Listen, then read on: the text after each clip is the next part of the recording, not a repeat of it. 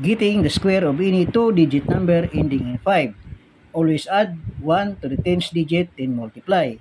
The last two digits will always be 25. Do the multiplication now.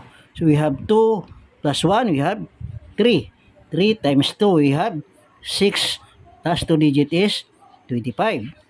Next, 4 plus 1, 3 plus 1, we have 4. 4 times 3, we have 12. Last two digit is 25. Next, 4 plus 1, we have 5. 5 times 4, we have 20. Last two digit is 25.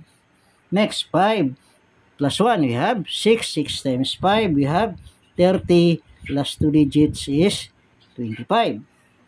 Okay, 7 plus 1, we have 8. 8 times 7, we have 56.